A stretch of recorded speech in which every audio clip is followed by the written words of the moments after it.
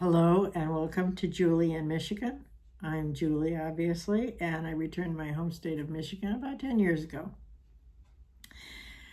Today, I'm happy to announce I'm in the planning stages with a new friend for a new video channel on women enjoying outdoor adventures, solo, with other women, after 50 years of age. We're including e-bike, kayak, foldable kayaks, and camping, tent camping, or car camping. We're just getting out there, just doing it. And we're going to start recording it. Loading the bikes, folding the bikes, loading them in the car, unloading them was quite the adventure. We did 5 miles the first day, 10 miles yesterday, and we're getting so much better at this. You're going to miss the bloopers, but when we show you, it's going to be us efficiently doing that task. We're still in the brainstorming plan. We're still brainstorming a name for our channels. Easy for you to say. In the meantime, I want to read my book to you. Now, I am not a professional writer. I did not have a career in writing. I did not even take any classes in writing other than the requisite for my degree in business.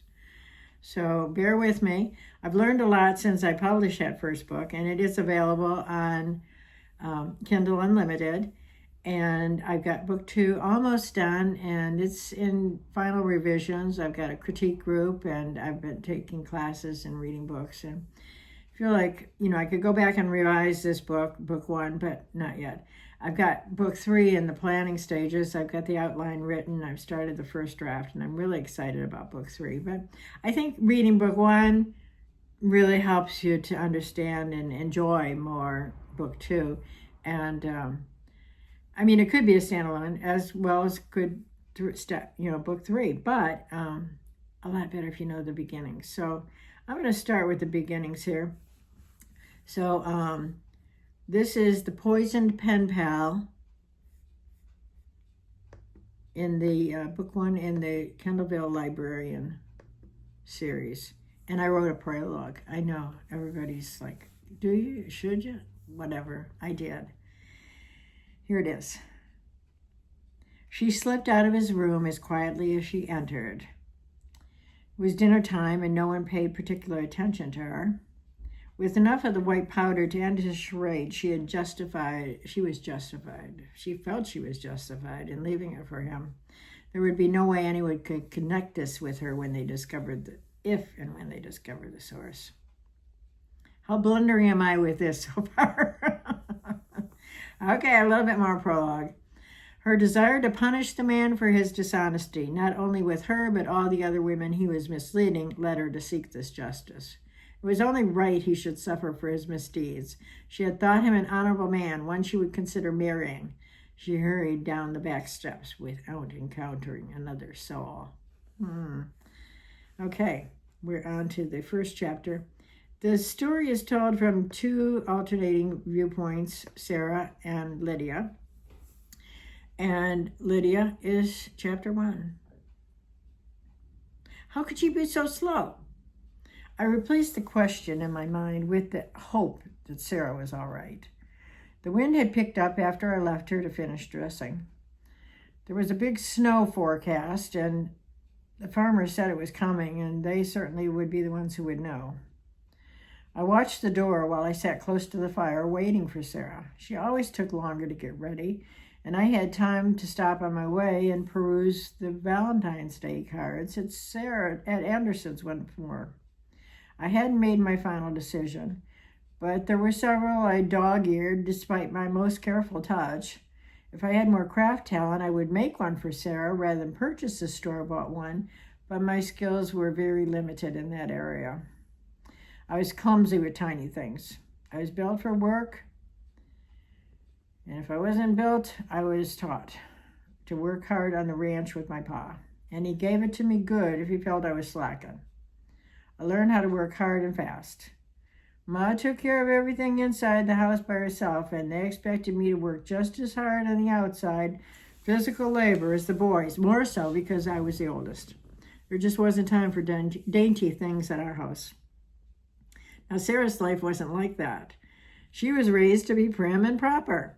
She knew how to take care of a home and family, and her parents gave her a good life. They acted like they loved each other, even if they didn't talk much. He spent his time reading the Bible when he was finished with working, eating, and sleeping. And she did needlework when she was done with hers, sitting in the rocker by the fire or on the porch in the summertime. I wondered, would Sarah be considering which card for me as well? We always had, ever since our teacher taught us the trick to cutting a perfect heart. That was back when we were starting school. We naturally fell together, even if our families didn't. Through the red check curtains framing the large front window at Kate's Cafe, the near-zero chills escaped the wooden frame. They threatened to overwhelm the warmth from the wood-burning stove. While I waited for her arrival, I pondered my work situation. It was hard to keep my fist from clenching when I was thinking about being denied something because I was a girl. That's the reason my boss, Mr. Abbott, gave. It didn't matter what I said. He was sticking to his guns, and I about couldn't take it anymore. I feared I'd up and quit, but then I'd have to find another job. Why did life have to be so unfair for women? Snow continued to fall on this cloudy day as horse-driven carts clattered by, pushing against the wind, carrying deliveries of grains, beans, and meat from local farms. Finally, I saw the movement of her skirts through the window and the flurry of activity as the door blew open, and she stepped inside. After all this time, it was all I could do to keep from fixing my eyes on her and never letting go. She grew more beautiful every day, and I couldn't believe that was possible. Our hands embraced, and I leaned toward her as we smiled a welcome at each other. She took her time settling her skirts into the seat nearest mine. I'm glad to see you made it here safely. The winds are treacherous. Perhaps I should have waited for you. Maybe, yes, I think so. There were a few gusts that could have blown me down the street almost.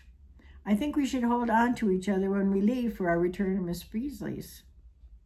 Good plan. Sarah and I lived at the boarding house with our rooms side by side. Sometimes when it was chilly, we shared just one. I hope that would be true tonight. She spelled so good. Sarah and I had moved to Kendallville the summer before, leaving behind our family farms further north. Her instruction from her mama was to find a husband. My ma was long gone and wouldn't have provided any instruction even if she'd been around. However, neither Sarah and I were interested in any of the eligible bachelors in town.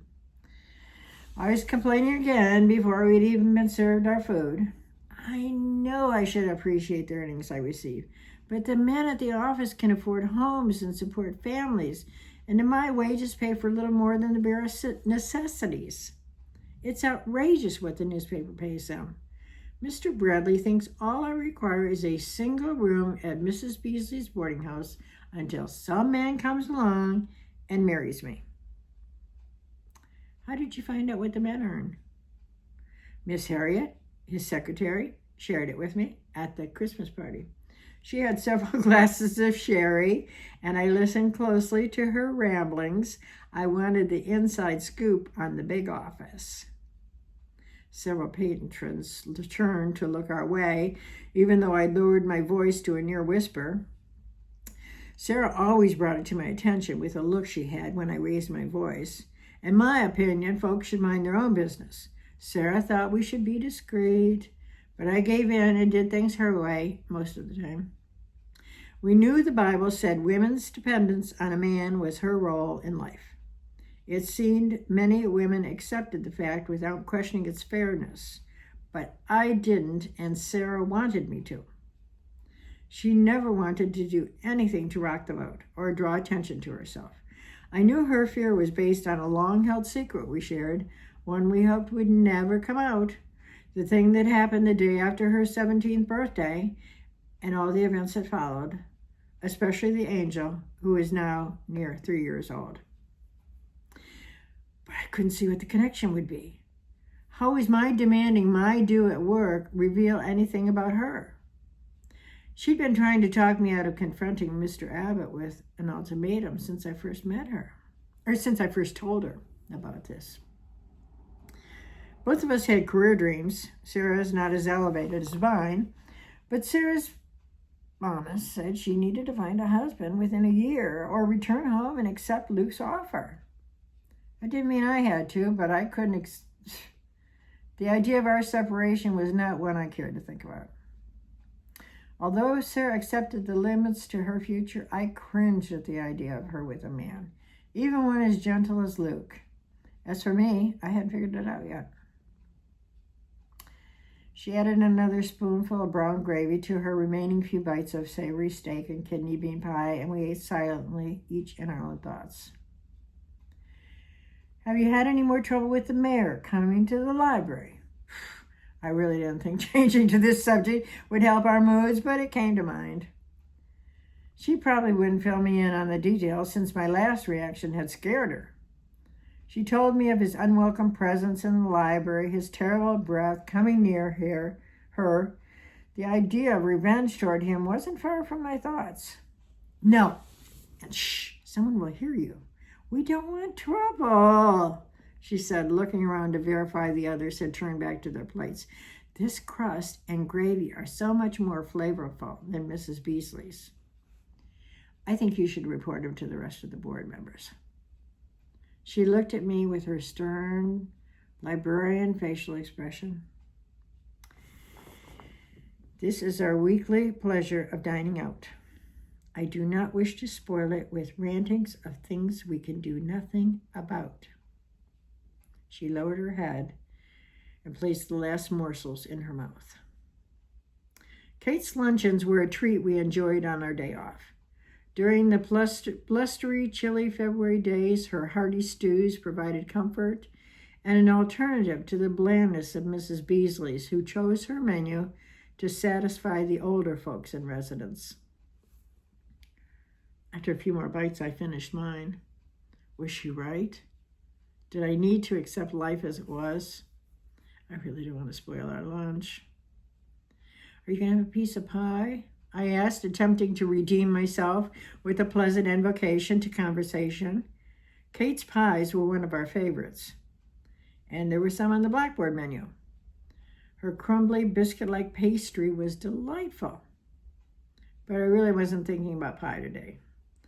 I was planning to confront my boss once more, a follow-up to my latest request for promotion to reporting. The newspaper had a woman who wrote on teas and weddings, but that wasn't my interest. I wanted the position offered to a man, reporting on actual issues and the pay that went along with it. I knew Sarah was worried about my losing my job, but I felt I needed to be persistent.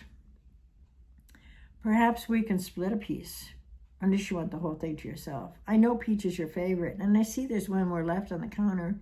I can order a small dish of bread pudding, she said. Oh no, let's share it. We can ask Kate to let us have a pitcher of cream for the topping. When Kate arrived at our table to take our plates, we gave her our request. For now, I calmed myself, enjoyed the expectation of the shared dessert. I told myself to focus on a pleasant outing with Sarah, my best friend since first grade. We had endured hardships along the way, and we were indeed fortunate to have the income and housing we found for ourselves. But our earnings were less than a man's, and there didn't appear to be anything we could do to change it. If Sarah could change anything, she would wish with all her heart for Elizabeth to be nearby. Okay, that's not the whole first chapter, but there's a breaking point here. I hope you enjoyed it. Again, like and subscribe. Comment if you choose to, but please be nice. I know it's not perfect. Neither am I, and neither are you. So we can enjoy this together. See you next time.